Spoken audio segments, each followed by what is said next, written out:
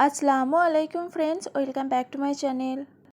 তো 1 কাপ ময়দা দিয়ে 1 ঝুড়ি পাঁপড় তৈরি করে রাখতে পারবেন, যেটা সারা বছর সংরক্ষণ করা যাবে। আর সাথে একটি প্রেসার কুকার দিয়ে আমি এই পাঁপড়টা তৈরি করে দেখাবো। তো প্রথমেই আমি একটি মিক্সিং বোল নিয়েছি আর তার মধ্যে 1 কাপ মতো ময়দা দিয়ে দিলাম। সাথে দিয়ে দিচ্ছি স্বাদ মতো লবণ আর দিয়ে দিলাম অল্প পরিমাণে খাবার সোডা আর একটু দিয়ে দিচ্ছি চিলি ফ্লেক্স। আপনারা চিলি ফ্লেক্সের জায়গায় জিরা অথবা আজওয়াইনও দিতে পারেন। তো তারপরে অল্প অল্প পানি দিয়ে একটা ব্যাটার তৈরি করে নেব।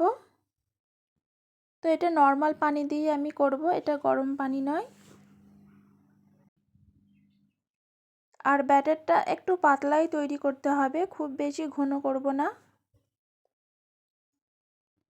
আর খুব সুন্দরভাবে মিশিয়ে নিতে হবে যাতে ময়দার মধ্যে কোনো লাম্পস না থাকে, ততক্ষণ অবধি মিশিয়ে নেবেন।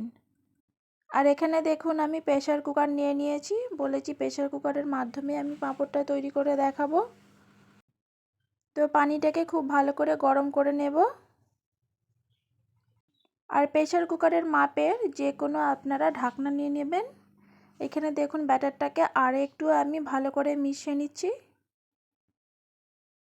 তো এখানে দেখুন আমি এই ধরনের প্লেট নিয়েছি, আপনারা স্টিলের প্লেট যে কোনো প্লেট নিয়ে নিতে পারবেন যাতে প্রেসার কুকারের মাপের হয়। তো একটু আমি তেল ব্রাশ করে নিচ্ছি।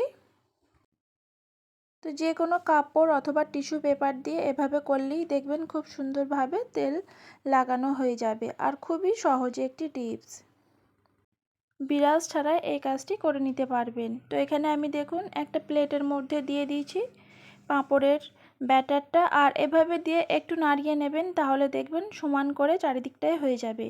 তো এখানে পানিটা খুব সুন্দরভাবে ফুটে উঠেছে। তো এবারে আমি দেখুন দিয়ে দিলাম, আর এটা 10 সেকেন্ড মতোই সময় লাগে, খুব বেশি সময় লাগে না এই পাঁপড়টা তৈরি করতে।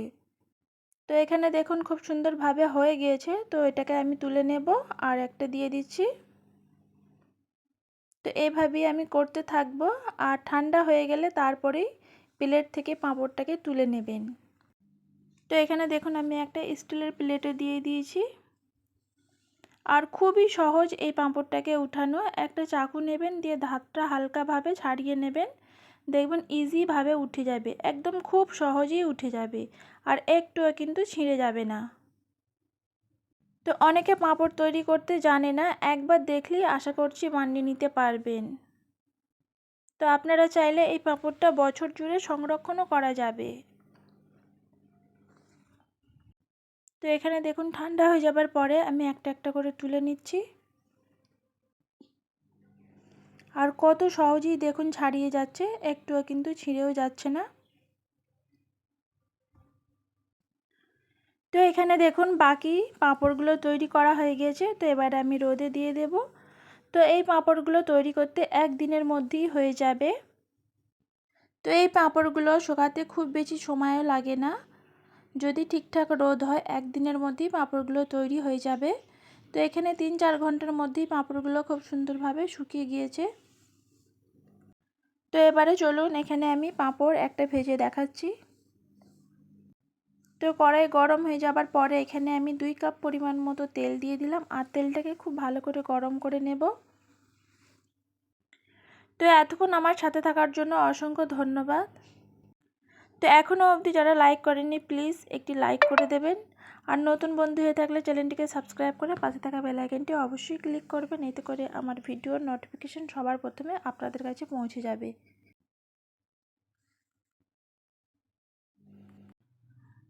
আর যারা আগে থেকেই করে দিয়েছেন তাদেরকে অসংখ্য ধন্যবাদ। তো এখানে দেখুন খুব বেশি পাঁপড় ভাজিনি, আমি দুটো পাঁপড়ই ভেজে দেখিয়ে দিচ্ছি কতটা সুন্দর হয়েছে। আর পাঁপড়গুলো যেরকম মুচমুচে সেরকম খেতেও সুন্দর হয়েছে। তো ভিডিওটিকে আর বেশি বড় করব না, এখানেই শেষ করে দিলাম। আবারও অন্য কোনো রেসিপি নিয়ে চলে আসবো। আল্লাহ হাফিজ।